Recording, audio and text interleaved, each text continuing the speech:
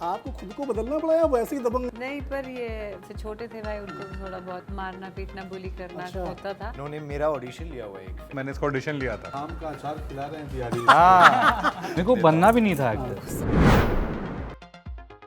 नमस्कार, मैं हूं पंकज शुक्ल और एक बार आपका फिर स्वागत है हमारे खास कार्यक्रम शुक्ल पक्ष में। आज हमारे साथ हैं फुकरे 3 के सितारे वरुण शर्मा, मनजोत, पुलकित सम्राट, ऋचा चड्ढा और पंकज त्रिपाठी जी। आप सभी का स्वागत है इस कार्यक्रम में। धन्यवाद। वरुण, तो वहीं से शुरुआत करते हैं क्योंकि Fukrey was your first film I guess, है ना? क्योंकि उसी में एक चूजा जो है वो चूजे की तरह पैदा हुआ था। हाँ जी, जिसका नाम चूचा रख दिया गया। हाँ जी। तो ये बताइए कि जब आप आए फुकरे 1 आपने शुरू किया, फुकरे 3 आई थिंक 10 साल हो गए। 10 साल सर। तो 10 साल में चूचा अभी भी चूचा बना हुआ है या कुछ हुआ है विकास उसका? नहीं, चूचा ही है। हाँ। आई थिंक वो मेंटली अभी भी चूचा ही है। हाँ। फिजिकली थोड़ा ऊपर नीचे हो गया होगा तो अलग है लेकिन आई थिंक मेंटली वो चूचा ही है। एंड बहुत ही खास फिल्म है सर ये, हम सबके लिए, मेरे लिए खासकर, क्योंकि शुरुआत जो था, बचपन से मन था जो चीज़ करने का सपना था, वो फुकरे ने मौका दिया वो चीज़ करने का। तो आज तीसरा भाग आ गया है, उसका ट्रेलर आ गया है और द ग्रेस ऑफ गॉड पसंद आ रहा है लोगों को, तो एक्साइटमेंट बहुत है सर। लेकिन मतलब सोल वही है। पंकज जी, आपके लिए तो मतलब तीसरा भाग फुकरे का, फिर मिर्जापुर का भी तीसरा भाग, तो एक्सेल एंटरटेनमेंट तो घर जैसा हो गया है। हाँ हाँ, घर ही जैसा। मैं बोल रहा हूँ ऑफिस में थोड़ा जगह दे दें। इधर ही रहेंगे। क्योंकि फ्रेंचाइजी जो है अभी तो मतलब भूल भुलैया 2 आ रही, गदर 2 आ रही, OMG 2 आ रही है या ड्रीम गर्ल 2 है, लेकिन फुकरे 3 तीसरा हिस्सा लेके तो चैलेंज कुछ ज़्यादा है इस बार पंडित जी के सामने? नहीं, चैलेंज ज़्यादा नहीं है। अब मृग संभाल लेते हैं। कैनवस बड़ा है इस फिल्म का, डेज ज़्यादा थे। मुझे याद है फुकरे 1 में मैंने 10 दिन 12 दिन शूटिंग करी थी, 2 में 25 दिन किया था, इसमें अगर 60 दिन की फिल्म है तो 55 दिन था। तो चैलेंज गर्मियों की थी। मतलब हम लोग खजुराहो वगैरह में, दिल्ली में लगभग 45 डिग्री टेम्परेचर के ऊपर में ही शूट तो किया पंकज है। त्रिपाठी का मतलब पिछले 10 साल में जैसे जैसे विकास हुआ है बतौर अभिनेता, वैसे ही आपके किरदार का भी विकास हुआ है। वैसे ही मैं कल बोल रहा था कि ये पंडित किरदार जो है, हाँ, तो उसने लेखक को बाध्य किया कि मुझे बढ़ाओ। हाँ। और जो सिगरेट इकट्ठे करके रखी थी डिब्बे में, उनका क्या हुआ? उनका है, अभी भी है, 3 में भी है, एक्सपीरियंस नामक डब्बा में। ऋचा, आपका जो किरदार है भोली पंजाबन, जी अगर मैं देखूं हिंदी सिनेमा में जो होता है ना एक दबंग महिला का किरदार, जी है ना, उसकी शुरुआत मानी जा सकती है भोली पंजाबन से। जी। तो भोली पंजाबन करने के लिए मतलब आपको खुद को बदलना पड़ा या वैसे ही दबंग अली फजल को डरा के रखती है वैसे ही घर में? नहीं, पर ये मैं एक जॉइंट फैमिली में बड़ी हुई, तो मेरे साथ 4 भाई थे। 3 मेरे चाचा की लड़के और 1 मेरा खुद का। तो कहीं ना कहीं मुझे बहुत घर में मेरे साथ फेवरेटिज्म होता था इकलौती लड़की होने के नाते। हाँ, तो फिर तो और फिर थोड़ा मैं उनको बुली, जो मुझसे छोटे थे भाई, उनको थोड़ा बहुत मारना पीटना बुली करना अच्छा। होता था। तो वो एक अंश वहाँ से लिया और जमुना पार्क की परवरिश। और फिर बस किरदार कुछ इस तरह से लिखा हुआ था कि उसको करने में बहुत मज़ा भी आया और बहुत ऐसा लगा कि हमने खुद भी ऐसा नहीं सुना है फिल्म के अंदर, कि पंडित जी के डायलॉग से शुरू हो रहा है, वो चील के साथ कंपेयर कर रहे हैं, और उसमें एक लिरिकल क्वालिटी थी। और हर बार में उसका एक तकिया कलाम है। इस बार भी ट्रेलर में आपने देखा होगा, उसने खोपड़ी वाला जूता पहन रखा है। तो ये मुझे बड़ा इंटरेस्टिंग डिटेलिंग लगती है उस किरदार की। और कहीं ना कहीं जो हम सभ्य लोग अपने समाज में जिस तरह से बिहेव नहीं कर पाते, वो अपने अंदर की सप्रेस्ड वाली जो फीलिंग्स है ना, उस तरह से चिल्लाना, गाली देना और थ्रेटन करना, किसी को इंटिमिडेट करना, उसमें एक वो इस कैरेक्टर में आप जी पा रही हैं। रिलीज मिल जाती है आपके अंदर ना सप्रेस्ड फीलिंग्स को। सारी भड़ास निकल रही है। बिल्कुल। पुलकित, मैं आपके पास हूँ सेंट्रल में, एक मनजोत से सवाल पूछ लेता हूँ, जो ड्रीम गर्ल 2 की सक्सेस मना रहे हैं इन दिनों। फुकरे 3 में जो आपका किरदार है शुरू से लेके अब तक, हाँ जी। तो किसी रियल लाइफ किरदार से भी आपने लिया है, जो आप गुरुद्वारे में जाते थे और दुआएं मांगते थे और दूध के डिब्बे लेके घूमते थे? नहीं, मतलब ये चीज़ें की तो बहुत है, घर वालों ने करवाया है कि स्कूल से आता था, कई बार दूध खत्म हो जाता तो मुझे 4 लीटर का एक वो क्या होता है कंटेनर, कनस्तर, कनस्तर। वो बोलते थे जा और दूध लेके आ। तो मैं सामने वो देखता था निकलते हुए, वेट करता था लाइन में कि अब दूध निकलेगा, फिर मैं घर लेके जाता गाय था। भैंस आपने जीवन में हाँ जी। दूहना आता है दूध? नहीं, मुझे नहीं आता, मैंने कभी हिम्मत की नहीं। वो ट्रिकी है सिर्फ वो दूध भी। पिया है मैंने। हाँ। हाँ, तो बस वो तो एक तो लाइफ का पार्ट था ही, पर जब फिल्म में जब नरेशन लिया पता चला अच्छा ये सब है, तो एक रिलेट कर पाया मैं कि अच्छा ये तो यार मैंने किया है ज़िंदगी में, तो एक्सपीरियंस था। आप पुलकित पे आते हैं, सेंटर में बैठे हुए हैं पुलकित। 10 साल में आपकी और चूचा की जो पेयरिंग है उसमें आप उसी स्कूल में हैं अभी भी? उसी स्कूल में है सर। तो- ये एक्चुअली हमारी रियल लाइफ पेयरिंग भी ऐसी है। अच्छा हम लोग जब पहली बार भी मिले थे, एक्चुअली उससे पहले हम दोनों मिल भी चुके थे। अच्छा इन्होंने मेरा ऑडिशन लिया हुआ है एक फिल्म। अच्छा। मैं कास्टिंग में था नंदिनी श्रीकर जी के साथ, मैं उनको असिस्ट करता था जब मैं मुंबई आया था। हाँ। तो जब मैं ऑडिशन लेता था तो पुलकित ऑडिशन देने आया था, तो मैंने इसका ऑडिशन लिया था। तो बुलाते थे फ़ोन करके पुलकित आजा? नहीं, मेरी कोई फिल्म भी नहीं आई थी और हम एक दूसरे को ऐसे नहीं जानते जानते थे। बट ये सिर्फ मतलब चांस की बात है कि इट हैपन टू बी कि ये मेरा ऑडिशन ले रहे थे और मैं ऑडिशन दे रहा था। मैं पास नहीं होता उस ऑडिशन में, लेकिन इवेंचुअली लिखा ये था कि हम दोनों साथ में काम करेंगे। एंड फिर वहाँ से जर्नी स्टार्ट हुई है and it's an I think it's everlasting journey. वो कहते हैं ना, you meet for a reason. Meet for a reason. तो वरुण जैसे बता रहे थे कि आपने ऑडिशन में भी काम किया है, उसका डायरेक्शन वगैरह असिस्ट किया किसी को? नहीं सर, मैं थिएटर करता था जब मैं पंजाब में था। मेरा कॉलेज के टाइम पे मैं थिएटर करता था और ग्रेजुएशन करा था फिल्म मेकिंग के अंदर ही। तो ऑन द जॉब ट्रेनिंग होती है जो, तो उसके लिए मैं मुंबई आया था। मुझे लगा सबसे करीबी चीज़ एक्टिंग के कास्टिंग होती है, तो कास्टिंग में इंटर्नशिप कर लेते हैं क्योंकि बचपन से सपना था एक्टर बनने का। तो इनफैक्ट जो मेरी पहली फिल्म थी जिस पे मैंने काम करा वो एक्सेल की ही फिल्म थी जो तलाश थी। तो तलाश में नंदिनी श्रीकर जी कास्टिंग कर रहे थे, तो मैं उनका असिस्टेंट था, तो मैं ऑडिशन लेता था। फिर वहाँ से करते करते मैंने तलाश करी, फिर स्टूडेंट ऑफ द ईयर, एक में और एक पहली टू। फुकरे की थी पंकज त्रिपाठी से जो आपका रिश्ता बना होगा, फुकरे 3 तक वैसा ही है पंकज जी में कुछ बदलाव और आया है? ज़्यादा गूढ़ा हो गया हैं? और ज़्यादा गूढ़ा हो गया रिश्ता, और ज़्यादा स्ट्रॉन्ग हो गया और ज़्यादा गूढ़ा हो गया। एंड जैसे कल पंकज जी हमारा ट्रेलर लॉन्च था तब कह रहे थे कि पंडित जी का जो किरदार है वो कॉलेज की दरबानी कर रहा है, अब वो पूरी फिल्म की दरबानी कर रहे हैं। Very good. तो अभी मतलब जो रवैया मैं जानना चाह रहा हूँ आपसे इनके सामने ही कि पंकज त्रिपाठी का जो पिछले 4-5 साल में जो एक रुतबा एकदम से बढ़ा है फिल्म इंडस्ट्री में और ओटीटी में, वो कहते हैं ओटीटी के सुपरस्टार हैं पंकज त्रिपाठी, तो बिहेवियर वही है फुकरे 1 जैसा है, फुकरे 3 से आगे बदल गया है कुछ? और ज़्यादा शांत हो गए हैं। अच्छा। और ज़्यादा शांत हो गए हैं। आई थिंक वो हमेशा से ही, पंकज जी की भी 2 साइड्स हैं। जैसे वो शांत स्वभाव तो उनका है, लेकिन बहुत लोगों को नहीं पता सबसे ज़्यादा जो फन एलिमेंट है सेट्स पे जब हम करते हैं कुछ है, पंकज जी का बहुत स्ट्रांग है वो। तो उनके वन लाइनर्स, उनकी अपनी मतलब कोई सिचुएशन हो रही है तो पीछे ऐसी बात में कोई कमेंट्री अगर आ गई कि अरे इनका देखना भी ऐसे ऐसे करके, तो वो मस्ती का जो एलिमेंट है वो बरकरार है, लेकिन स्वभाव वाइज आई थिंक वो काफ़ी अब शांत हो तो गए वो हैं। भी पेड़ में जब ज़्यादा फल लग जाते हैं तो पेड़ झुक जाता है, फलदार वृक्ष जो है वो झुकता ही है। नदी आम भी उनके आम का अचार खिला रहे हैं बिहारी। हाँ, तो मेरे घर पे जो आम का अचार आता है वो पंकज जी के घर से ही आता है। अरे वाह। क्योंकि एक बार ही खा रहे थे और सेट पे खा रहे थे, तो और मेरे को ना घर का अचार बड़ा अच्छा लगता है। और मेरे घर आज आपकी सप्लाई बढ़ने वाली है आम के अचार की, बाकी जगह भी। मुझे ना मार्केट का अचार नहीं अच्छा लगता, घर का अचार बड़ा अच्छा लगता है। हमारे घर पे नहीं डलता अचार, तो पंकज जी खा रहे थे, मैंने कहा ये तो बड़ा सही है। तो तब से अब तक अचार जो है वो पंकज जी के यहाँ से ही आता है। तो मंजू तुम्हारे यहाँ भी आता है कुछ पंकज जी के यहाँ से? नहीं ये कई बार सेट पे इन्होंने हमें मोमोज खिलाए हैं, हाँ। घर से बनवा के इन्होंने मंगवाए थे। अच्छा। हाँ। और क्या शानदार मोमोज थे, मतलब मैंने ऐसे मोमोज कहीं बाहर नहीं खाए। बनाए किसने? ये नहीं पता मुझे। मेरे घर में है 2 लोग, लिप्चा हैं। अच्छा। नॉर्थ ईस्ट हाँ। रूबेन दादा, तो वो बहुत बढ़िया बनाते हैं। क्योंकि हमने तो सुना है कि आपके घर में वो चोखा और बाटी बहुत मशहूर है। वो खाना बाकी है। चोखा बाटी भी बनता है। प्रोग्राम बन रहा है, पंडित जी की सक्सेस की वजह से हमें डेट्स नहीं टाइम हाँ, हमें डेट ये सही लास्ट है। में मिलने वाले थे तो पंडित जी नेशनल अवार्ड लेने चले गए, तो इसलिए आप बहुत बहुत बधाई आपको भाई एक और नेशनल अवार्ड मिलने की इस बार। नहीं, हम तो चाहते हैं हमें मौका मिले ही ना, आप बस आप अवार्ड लेते व्यस्त ही रहिए। रहो, अवार्ड लेते रहो। अच्छा, आपका एक्सपीरियंस तो काफ़ी लंबा है, गैंग्स ऑफ वासेपुर से लेके अब तक रहा है आप दोनों लोगों का। 7-8 फिल्में हमारी। हमारे 7-8 फिल्में फिल्में होंगी तो 8वीं है यार, कल मैं गिन रही थी। अच्छा। 8 वाओ। तो पंकज त्रिपाठी का जब आप एक्टिंग देखते हैं, क्योंकि एनएसडी के पढ़े हुए हैं और फिर यहाँ से आए हुए हैं और दिल्ली से भी आप लोगों को शायद रहा होगा कोई संपर्क, इतनी लगातार फिल्में कर रही हैं, एक ऐसी चीज़ जो आपको पंकज त्रिपाठी की एक्टिंग में दिखती हो जो यूनिक है?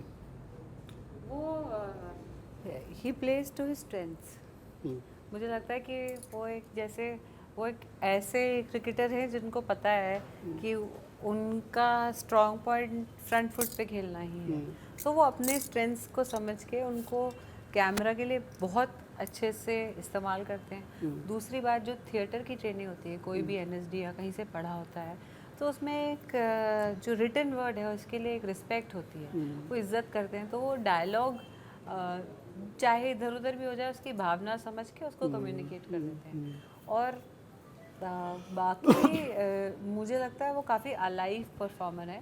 पर पिछले कुछ सालों में मैं कहूँगी उनमें जो आप बोल रहे हैं बदलाव ये आया है कि कहीं ना कहीं इन्होंने जो हमें पहले भी लगता था, इन्होंने अपने आप को और अपनी शांति को, अपने आराम को भी थोड़ी सी प्रायोरिटी दी है। वरना भागे रहते थे, तो अभी भी भागे रहते हैं। शायद महीने में 30 दिन शूट करते हो, पर एक टाइम आता है जब वो शांत होके बैठ जाते हैं, समंदर की ओर देखते हैं, कुछ फिलॉसफी की बातें करते हैं। मैं इमेजिन करी उनकी बालकनी में एक झूला वूला है, तो सही पकड़ा मैंने। हाँ। कुछ पंडित पुलकित का फेवरेट पार्ट है अपने, जब वो गांव में जाते हैं, हाँ। वो रोज सुबह सिर्फ नंगे पाँव घास पे चलेंगे और एक पेड़ है इनके बगीचे में जिसको ये रोज पानी देते हैं वहाँ जाके। और तो बगीचा तो आपका यहाँ भी है, घर में हमने सुना मड आइलैंड में आप खेती होती भी करते हैं।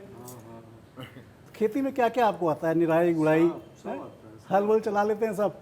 नहीं, हल नहीं, हल थोड़ा वो रिस्की काम है, पैर में चल रहा है, नस लग जाएगी पैर में, चल जाएगा। हाँ, तो ट्रैक्टर से कर लेते थे, बैल वाला छोड़ के बाकी सब। तो यहाँ जब फुर्सत में होते हैं अपने घर में, तो क्या क्या करते हैं? एक तो ये बताइए कितने आपके घर में पौधे हैं? मुझे तो बहुत काफ़ी पौधे हैं, आम है, कटहल है, सब है। हाँ। तो मैं पपीता लगाया हूँ, मैं टमाटर, अभी लौकी आ रहा है अरे वाह, अपने घर का, बहुत सारे सब्जियां हैं, मिर्ची हैं, बंगाल वाली, नॉर्थ ईस्ट वाली। उसमें समय जाता है और अच्छा लगता है बागवानी करना। तो मुंबई में रहते हुए गांव के करीब रहना, ये कितना बड़ा सौभाग्य है। नहीं, मैं गांव खोज रहा था बॉम्बे में, तो मड आइलैंड में मिल गया एक छोटा सा गांव जहाँ नाव के जरिए आना जाना पड़ता है, तो मैं सेट हो गया उधर। अब मुझे कई बार जान के बुद्धि लगता है किसी को बुलाओ तो इन लोगों को इतना घूम के आना पड़ेगा, या बोट से आना पड़ेगा। बोट में सब एक्टर हैं, सेलिब्रिटी हैं। बताइए, हम बड़े निर्लज हैं, आप बताइए तो कब आना है? क्यों भाई, बोलो इनविटेशन छोटी देर के लिए ठीक शटर है, खोला तो है। हम रिलीज के पहले प्लान करते हैं। तो फुकरे 3 के अगर मैं सारे किरदार देखूं, सबकी अपनी अलग अलग एक पर्सनैलिटी, सबकी अपनी अपनी एक जर्नी है, अलग क्वालिटी है। आपके हिसाब से अगर वरुण को आपने 10 साल पहले जब देखा होगा तो शायद डांट वाट भी पड़ी होगी इसको सेट पे 1-2 बार, वरुण में कितना प्रोग्रेस हुई, या मंजोत में कितनी प्रोग्रेस हुई, या पुलकित में, या ऋचा में? सब में हुई है, क्योंकि उम्र तो 10 साल, हाँ। इनके उस वक्त के अनुभव में 10 साल ऐड हो गए, गया। हाँ। उन 10 सालों में सबने और 10 फिल्में की होंगी, अलग अलग प्रोडक्शन की, जीवन देखा होगा, जीवन के उतार चढ़ाव देखे होंगे, तो वो सब एक्सपीरियंस इंक्लूड जैसे आपके बारे में उन्होंने कहा शांत हो गए, पहले से जब शांत हो गए, तो वरुण ज़्यादा अब अशांत हैं? नहीं, अशांत नहीं है, वो ऐसा ही है, बट वो तकनीकी रूप से बहुत स्ट्रांग हो गया है। फुकरे 1 में उतना टेक्निकल कैमरे की समझ नहीं थी, लाइट कहाँ से लेनी है और कहाँ से मूवमेंट, लेकिन अभी सब खिलाड़ी हो चुके हैं। तो वो ग्रोथ जो जीवन का होता है सबका ऐड हुआ है, मेरा भी ऐड हुआ है। मेरा ऐड ये हुआ है कि मुझे सफलता असफलता का असर कम हो गया, मैं थोड़ा शांत हो गया, कैवल्य की स्थिति में आ गए। हाँ, दर्शन पढ़ने लगा। बाकी सब में ग्रोथ तो है। फ्रेंचाइजी मान लो, जैसे 2 ही 3 कॉमेडी की फ्रेंचाइजी हैं, जैसे गोलमाल सीरीज़ है एक, या फुकरे है, जिसको लेके दर्शकों को एक उम्मीद रहती कि नहीं ये फिल्म आएगी तो हम जाके टाइम पास करेंगे, कुछ हम सीखे ना सीखे, लेकिन हमारा 2 घंटे जो है टाइम पास फुल होगा। तो ये इस तरह की फिल्में जब आपको मिलती हैं, अभी मान लो जैसे वरुण विग हैं शायद राइटर ना इसके, हाँ, विपुल विग, तो राइटर्स का कितना इंपॉर्टेंस होता है किसी फिल्म को बनाने में या किसी फ्रेंचाइजी को आगे बढ़ाने में? पूरा राइटर का होता है। वो ब्रह्मा तो वही है, क्रिएटर तो वही है। उसके बाद वो मैं पिछले बात में अचानक आ गई थी कि वो कागज का फूल बनाते हैं, हम लोग को बुलाया जाता है खुशबू डालो, रंग डालो, खुशबू डालो, और डायरेक्टर तय करता है कि रंग कौन सा होगा और खुशबू कैसी होगी। तो लेकिन आधार जो है वो स्ट्रक्चर, वो फूल उसी का है, लेखक का है, आर्किटेक्ट वही है। अच्छी स्क्रिप्ट पे खराब फिल्म कभी नहीं बन सकती है। करेक्ट, अच्छे स्क्रिप्ट पे। सही है।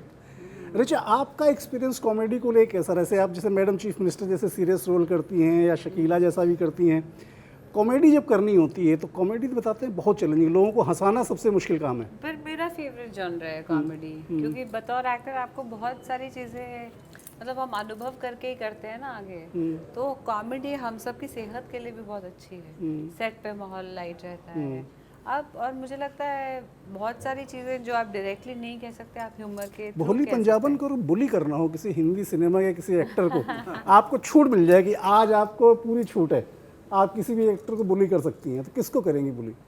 एक्टर हाँ। मैं किसी को बुली नहीं करूँगी ये किसी क्योंकि किसी को मेरे ख्याल मुझे लगता नहीं है किसी को एक्चुअली जेन्युइनली बुली कर सकती है। मैं बहुत स्पष्टवादी हूँ, मैं एक्चुअली सीधी बात बोल देती हूँ, वो थोड़ा दिक्कत हो जाती है कई बार, पर बुली वगैरह नहीं करती, जो चीज़ पसंद नहीं आती वो बोल जो देती सही बात है वो कह देती ये हैं। भोली पंजाबन है, बुली पंजाबन नहीं है। हूँ। वाह वाह। Very good, very good. Pulkit, आपका जो हिंदी सिनेमा को लेके जो भी प्रोग्रेस हो रही है, जो कर रहे हैं, यहाँ भी आप सेंटर में बैठे हुए हैं, तो जब एक कैरेक्टर सेंटर पॉइंट में होता है किसी फिल्म की, फोकस बार बार आपके ऊपर आता है, और जब वो कैरेक्टर का एज एन एक्टर जो भी ग्रोथ हो रही हो, क्लास उसकी बांध दी गई है, उसको वहीं हाई स्कूल के ही मेंटेलिटी में रहना है, उसी स्कूल में पढ़ते रहना है, तो वो कितना टफ है आपके लिए? जब मुझे ऐसे लगता है कि जैसे कहते हैं ताली एक हाथ से नहीं बजती, हाँ, उसी तरह एज एन एक्टर मतलब लोग आपको कैटेगरी में डालेंगे, वो कहेंगे कॉमेडी ही बेस्ट करेगा या एक्शन ही बेस्ट करेगा या फिर डांसिंग ही बेस्ट करता है या ड्रामेटिक रोल्स बेस्ट करेगा। मुझे ऐसा लगता है as an actor it is also our duty कि हम अलग अलग तरह के जॉनर्स और अलग अलग तरीके की चैलेंजेस लेने, एक्सेप्ट करने की वो क्षमता रखें कि नहीं अभी कॉमेडी करिए, मैं ट्राई करता हूँ कुछ एक्शन में करके, मुझे लग रहा है मैं ये नहीं कर पाऊँगा बट चैलेंजिंग है, एक अच्छी टीम है साथ में, शायद ये अच्छे से हो जाए, कुछ सीखने को ही मिलेगा, अगर नीचे भी गिरे तो दोबारा उठना हमारा काम है। Very good. That is where I feel, जहाँ पे हम जैसे पंडित जी हैं, अगर वो सिर्फ फुकरे वाले ही रोल करते रहते और वो नहीं ये चैलेंज लेते कि नहीं मैं कालीन भाई भी करूँगा, तो उनकी इतनी वर्सिटैलिटी लोगों को देखने को नहीं मिलती, और फिर ultimately they would have put him in that category कि आप सिर्फ कॉमेडी करते हैं। आपने तो जो it is मालवा also की on भाषा the बोली है OMG 2 में, वो बहुत टफ रहा होगा। हाँ, विक्रम एक लड़का था, तो अमित राय ने मुझे दिया था मालवा का, था कि इससे सीखो। हाँ, वो शायद बोली पहली बार बोली है आपने? पहली बार बोली है, हाँ हाँ। और उसमें भी अब क्या होता है ना, कोई लैंग्वेज पकड़ना, क्षेत्रीय बोलियाँ, डर रहता है कि Hindi film pan India release होगी, हैदराबाद में लगेगी, बेंगलोर में लगेगी, दुबई में, यूएस में, ओवरसीज में, बाहर, तो ऐसी इतनी गाढ़ी भी ना बोल दें कि करेक्ट, ऑडियंस को कम्युनिकेट होने में दिक्कत और हो। मालवा थोड़ी वो भी है कि उसमें थोड़ा सा राजस्थानी का टच आता है, राजस्थानी का टच आता है, हाँ, क्योंकि वो राजस्थान से सटा बॉर्डर पे हुआ है, बॉर्डर मालवा पे पूरा, है। हाँ। तो हमने अच्छा मज़ा आया करते हुए, लेकिन वो ध्यान में रखे थे कि ये पैन इंडिया या ओवरसीज में हर कोई समझ ले, समझने में मुश्किल ना आए। और OMG 2 करते समय जब आपने जाहिर सी बात है आपने पहली वाली भी देखी होगी, ओ माय गॉड? नहीं, मैंने पहले नहीं देखी है। अच्छा, नहीं देखी है। तो जैसे उसका सेंट्रल कैरेक्टर नास्तिक था, हाँ, इसमें आपको पूरी तरह से भगवान आस्तिक दिखाया गया है। परेश रावल का कहना है कि मैंने फिल्म इसीलिए नहीं की कि मैं एक बार नास्तिक का किरदार कर चुका था, अब आस्तिक का करता तो दिक्कत होती। अच्छा अच्छा। और आपको दिखाया कि पूरी तरह से ईश्वर में श्रद्धा है और शिव का आशीर्वाद मिलता है, जो भी मिलता है। व्यक्तिगत जीवन में जब आपके सामने कोई संकट आता है तो कितना आपको विश्वास रहता है इन सब चीज़ों में? बहुत विश्वास रहता है। मैं अटल जी का रिसर्च कर रहा था, तो उसमें एक स्पीच उनकी सुनी थी पुणे की। कोई एक व्यक्ति थे, बोल रहे हैं कि वो अपने आप को नास्तिक बोलते हैं, तो बोला उनको विश्वास है कि वो नास्तिक है। बोले जहाँ विश्वास आ गया वहाँ नास्तिक हो ही नहीं सकता है। तो फेथ पे ही तो दुनिया चल रही है, एक फेथ है, विश्वास है, उसी पे टिका है कि आज जो मेरा दिन है कल इससे बेहतर होगा। तो मैं बिल्कुल आस्थावान व्यक्ति हूँ, और वो फेथ बड़ा स्ट्रॉन्ग है मेरे भीतर। एक सवाल मैं सबसे जल्दी पूछता हूँ, अपने जीवन में अगर आपसे पूछा जाए आपने सबसे बड़ी फुकरापंथी क्या की है स्कूल से लेके अब तक? पंडित जी, ये तो हम भी जानना चाहेंगे। जो आपने घर में ही नहीं बताई होगी, माता पिता को नहीं बताई होगी, ऐसा कुछ किया हो? मैं एक बार वो सोनपुर में ट्रेन से उतर के, सोनपुर मेला होता है ना, पशु मेला, उसमें थिएटर नौटंकी देखने चला गया था रात भर, बिना बताए घर में? बिना किसी को बताया, और सुबह की ट्रेन पकड़ के वापस आ गया था। फिर पिटाई हुई घर में? नहीं, क्योंकि मैं पटना से गांव आ रहा था, तो उनको लगा सुबह की ट्रेन पकड़ा है, पर ट्रेन शाम की पकड़ी थी, छोड़ के नौटंकी देखा और सुबह वापस आया। आपने नीचा कुछ किया हो ऐसा? मैं तो बहुत सीधी सादी लड़की है? नहीं नहीं अच्छा, आपने बहुत किया है। हाँ हाँ, जैसे कोई क्रेजी इंसिडेंट जिसमें माँ ने चिल्लाया हो या पिताजी को पता नहीं, चल गया मेरे हो? माँ बाप बहुत अच्छे थे, बहुत लीनियंट, बहुत ही ज़्यादा शांत, हाँ, और मैं उनको हर बार उल्लू बना देती थी। नहीं, मैं स्कूल बंक करके काफ़ी बार, हमारे स्कूल के नज़दीक होता था पीवीआर साकेत, हाँ, तो मैं घर से निकलती थी थोड़ा लेट, जान के अरे ओहो करके स्कूल बस मिस कर देती थी, तो मेरा छोटा भाई देख लेता कि अरे रह गई, वो चला जाता था। फिर मैं वहीं से रिक्शा में बैठ के, अंदर से मैंने कपड़े पहने होते थे नॉन यूनिफॉर्म, उनको खींच तान के अंदर से, फिर थोड़ा सा कलर्ड वैसलीन और काजल लगा के कि स्कूल की ना लगूं, सीधा सिनेमा हॉल, जहाँ मेरी 10 और सहेलियाँ। अच्छा, पूरा गैंग था? हाँ, फुकरे गैंग था, ठीक ठाक वाला? नहीं, हमारा गैंग था बकायदा, उसका नाम था Saste Qatil. Oh, very good. Saste Qatil. And Pulkit, your experience of फुकरापंथी? तो मैं तो बहुत ही ज़्यादा नॉटी था। मतलब मुझे स्कूल वाले तो परेशान थे मुझसे। मैं बाकी सब तो नहीं बता सकता, काफ़ी सेंसर्ड है, बट ये एक काम मैं हर बार करता था जब भी एग्ज़ाम्स आ रहे होते थे, उससे पहले एक सबमिशन होती थी कि ये सारे प्रोजेक्ट सबमिट करने हैं, आपने जितने भी नोट्स बनाए हैं, होमवर्क करे हैं, उस सब की एक असेसमेंट होती थी कि सबने सब पूरा कुछ कर लिया अच्छे से कंप्लीटेड हैं, सबके रजिस्टर्स कंप्लीटेड हैं, तो आपको रोल नंबर मिल जाएगा टाइप्स।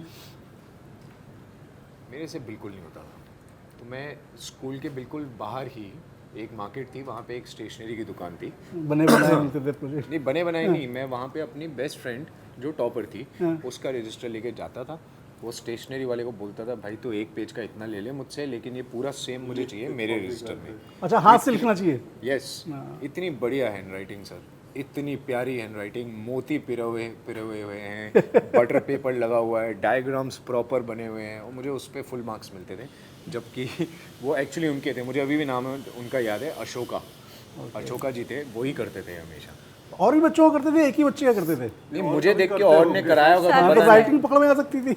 नहीं, क्योंकि he was actually expert in जो समर वेकेशन के प्रोजेक्ट्स बनाने होते हैं ना, वो बनाते थे। ओके। तो ये तो मतलब क्या मेरा क्या जुगाड़ था। आउटसोर्स करवा लिया तूने स्कूल में? तो मेरा जुगाड़ ये था कि यार अगर ये इंसान प्रोजेक्ट्स बना सकते हैं और इनकी स्केचिंग वेचिंग सब अच्छी है, इनकी राइटिंग भी अच्छी होगी, इनको एक पेज का इतना पैसा दे देंगे, मेरी पॉकेट मनी से इधर उधर से मंजोत से बचा थोड़ा बुचा के डिफरेंट सवाल करते थे। पूछते हैं हाँ, कि आपका बॉम्बे में कभी रहा होगा बहुत एक्सपेक्टेशन, नहीं है मैं जा रहा हूँ आज ऑडिशन देने और इस फिल्म में मुझे रोल मिल ही जाएगा, उसमें रिजेक्शन हुआ हो? मैं तो सोच के बैठा था मैं अपना फुकरा वाला मैं देख रहा था कि आप लगातार सोच रहे हैं कि अच्छा मेरा ये वाला ये किस्सा सुनाऊंगा। नहीं सर, मैंने मैं सवाल इसलिए पूछ रहा हूँ ये मैंने क्योंकि ऑडिशन, आप मानेंगे नहीं, मैंने बॉम्बे में दिए नहीं, मैंने दिल्ली में दिए ऑडिशन हमेशा, अच्छा जब मैं दिल्ली में रहता था। अच्छा, बॉम्बे स्टार बन के आए हो? हाँ जी, मतलब हाँ जी बोलो। इसका पहला ऑडिशन भी इसने दिया नहीं था, ये अपने फ्रेंड के साथ गया था, साथ तो गया लगे था, या तो support इसने करने। कर लेते हैं, चलो कोई बात नहीं, जिसके लिए इन्होंने 16 साल की उम्र में best actor film fair award जीता था। ये डिसाइड नहीं किया था ना, हाँ, नहीं मैं नहीं, जाके ऑडिशन मेरे को बनना भी नहीं था एक्टर, सॉरी। तो किस्मत। इससे सिनेमा दूर नहीं रह पाया, ये हुआ है। वरुण, आप बताओ, ये कुछ बॉम्बे आने के बाद में कुछ आपने की हो फुकरापंथी या वहाँ की हो? मैंने फुकरापंथी काफ़ी करी है। मैं स्कूल में पराठे बेचता था। ओह, मेरे मम्मी बहुत ही शानदार आलू के पराठे बनाते थे, और मेरे को कैंटीन के छोले भटूरे और पाव भाजी और ये सब खाने में मैं बहुत चटोरा था बचपन से, तो मुझे बड़ा शौक होता था। तो मेरे मम्मी लेक्चरर रहे हैं, हेड ऑफ द डिपार्टमेंट थे फाइन आर्ट्स के, तो वो सुबह पहले मेरे लिए खाना बनाते थे, अपने लिए खाना बनाते हुए जाते थे, मतलब रेगुलर हाउस होल्ड में जैसे होता है। तो मम्मी 2 पराठे बना के दे देते थे। तो मेरा दोस्त था, वो 5 रुपये मेरा पराठा खरीद लेता था, तो मैं 5 रुपये करके पराठा खरीदता था, तो मैं छोले भटूरे खा लेता था वो 10 रुपये के उस टाइम पे। तो मेरे को बड़ा मज़ा आता था। फिर मैं मम्मी को मैंने कहा, मम्मी मैंने खेलना शुरू करा, मुझे भूख ज़्यादा लगती है, मेरे को 3 पराठे दे दिया करना। तो फिर मैंने अपना छोले भटूरे खाए, अब 15 रुपये मिलने लग गए, 5-5 रुपये आइसक्रीम भी खा ली उसकी? नहीं, साथ में उसके साथ में मैं कैंपा पीता था अपनी बढ़िया। तो मैंने कहा ये सही है। अब मैंने कहा और ग्रीडी बन जाता हूँ थोड़ा सा, मैंने कहा थोड़ा और चॉकलेट भी खा लूँगा। मैंने कहा मम्मी मैं ना बहुत खेलता हूँ, मुझे ना 4-5 पराठे दिया करो। तो मम्मी को ना शक हुआ कि टिंगू सा बच्चा कैसे 5 पराठे खा सकता है। तो एक दिन मम्मी ने बना के दिए, तो मैं गया स्कूल में, तो मैंने ऐसे 5-5 करके सारे किए। तो मम्मी ब्रेक में स्कूल में आ गए और मैं वहाँ पे कैंटीन में बैठा हुआ छोले भटूरे और ऐसे अपना सिस्टम लगा के बैठा हुआ था पूरा, खा रहा था कुछ है। तो मम्मी ने आती बोला कि ये क्या है, पराठे का है? मैंने कहा मम्मी वो तो मेरे दोस्त आके बोला, मैं उस टाइम पे तोतला बोलता था, कहता आंटी इसने तो अपने परांठे 5-5 रुपए के बेच दिए तो 25 रुपए मिले, उसके छोले भटूरे रोज खाता है। मम्मी ने चाटा मारा, कहते मैं पहले सुबह उठ के तेरा खाना बनाती हूँ ये वो। उसके नहीं बाद तो 1 ये महीने तक मुझे ब्रेड बटर मिला। फार्मूला आपका लीक हो गया कि अगर घर में बच्चे ज़्यादा खाना मांग रहे हो तो चेक करना ज़रूरी है। चेक करना जरूरी है। उसके बाद से 1 महीने तक मुझे ब्रेड बटर दिया गया और उसका कोई बायर नहीं था।